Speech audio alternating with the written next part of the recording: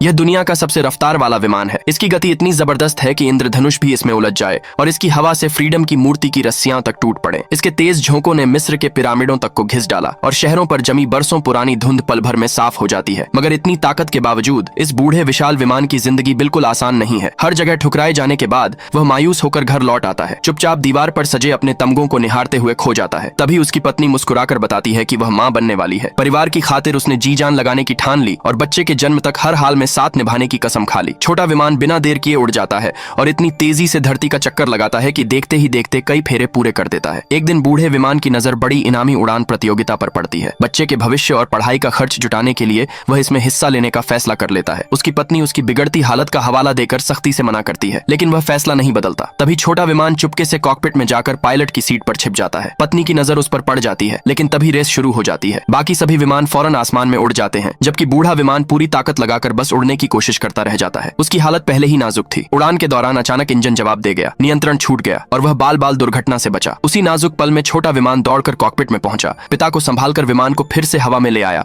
और हादसा टाल दिया। इसके बाद बूढ़े विमान ने अपना लोहे का हेलमेट पहना और दोबारा रेस में उतर गया। छोटे विमान की मदद मिलते ही उसकी रफ्तार कई गुना बढ़ गई। देखते ही देखते उन्होंने सिर्फ 3 सेकंड में पूरी धरती का चक्कर पूरा कर लिया। उन्होंने रफ्तार की सारी हदें तोड़ दी, पीसा का झुका टावर सीधा कर दिया, स्फिंक्स की शक्ल तक बदल डाली और एफिल टावर भी टेढ़ा हो गया। यह नजारा देखकर सभी दर्शक हैरान रह गए। आखिर में बूढ़े विमान ने रेस जीत ली। तभी पोडियम पर चौंकाने वाली घोषणा हुई। पिता पुत्र की बहादुरी से प्रभावित सेना ने तुरंत एक खास आदेश जारी कर दिया। उन्हें पूरे 10,000 बच्चे पैदा करने की इजाजत मिल गई। ये सुनते ही बूढ़ा विमान तुरंत मुड़ा। पास खड़ी उसकी पत्नी शर्म से झेंप गई और उसका चेहरा लाल पड़ गया।